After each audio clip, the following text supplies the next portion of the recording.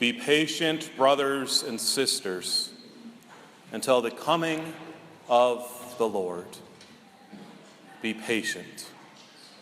This message from our second reading today from the letter of St. James, I think, speaks to each and every one of us, because so many of us struggle with this, being patient. So often I say, or hear other people say, if only I could be more patient. Well, guess what? God says the same of you as well. If only you could be more patient with me, that's with God, and with others. We have a perfect example of someone who is patient in this letter of St. James today, and he speaks of a farmer. He states, "See how the farmer waits for the precious fruit of the earth, being patient with it, until it receives the early and the late rains. You too must be patient."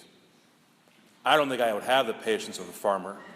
I would go crazy, being so anxious of what's going to happen with the crops. 2 weeks in, I'd be, nope, they're not going to grow. I'm going to replant them. That'd be every 2 weeks, and eventually we would have no crops. I'd be bankrupt, and I'd no longer be a farmer.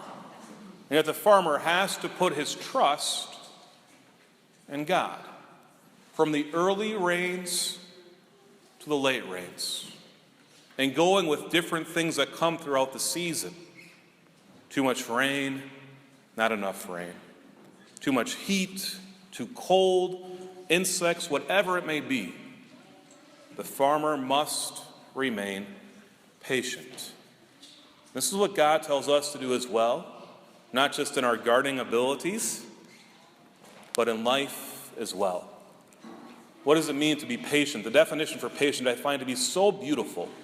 Of course, we're not talking about the noun, we're talking of the adjective.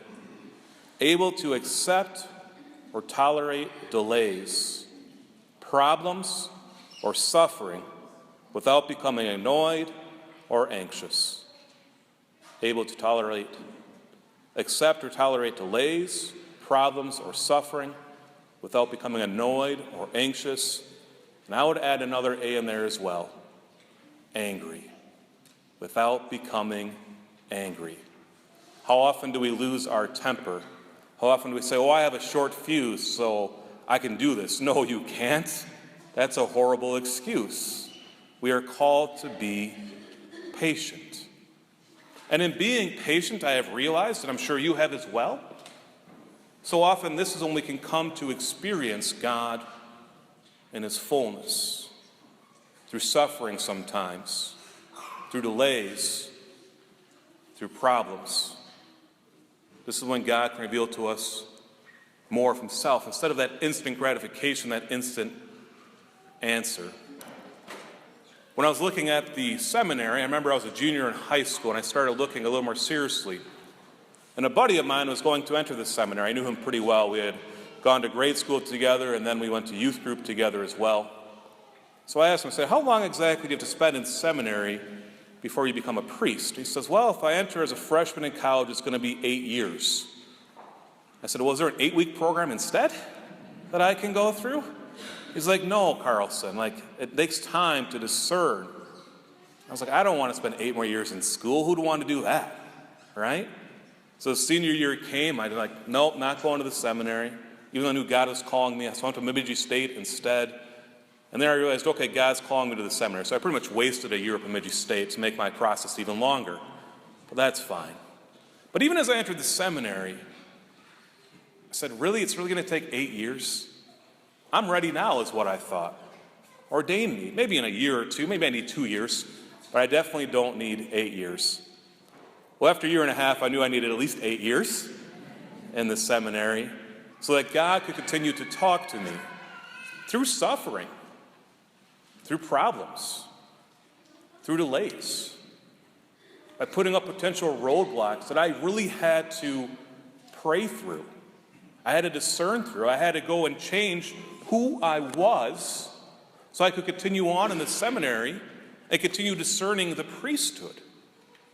But it meant that I had to have patience, that I had to accept this process, and realize that it's God's time, his terms, not my own. Looking back, I am so grateful that I had 8 years in the seminary. It's helped me become who I am today. Even in my priesthood, I know I have to be patient, and I'm glad that you've been patient with me, by the way, and being the pastor here at St. John's. At least I hope you're being patient with me, and you are. Thank you for that. Because we continue to grow through problems, through delays, and through suffering. This patience is not only meant to be with programs, but we need to be patient with God as well. And let God know, yes, I've been asking you to solve this problem, this issue for 20 years, and it still doesn't seem to be an answer, but I'm not going to give up.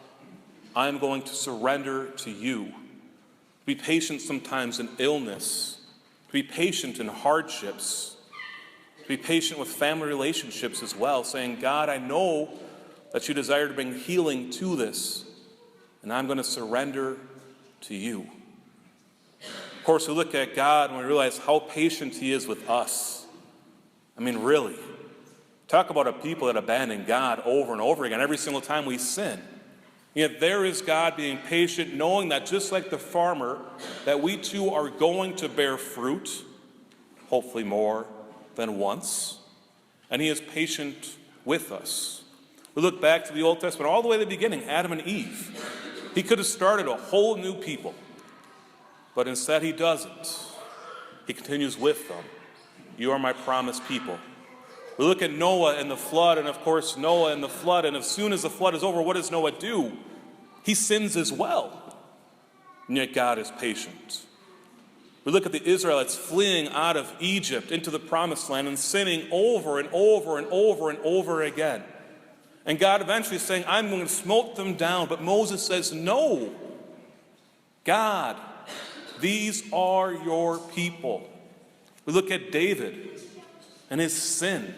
Here is this great king and a great sin. And yet God is patient with him.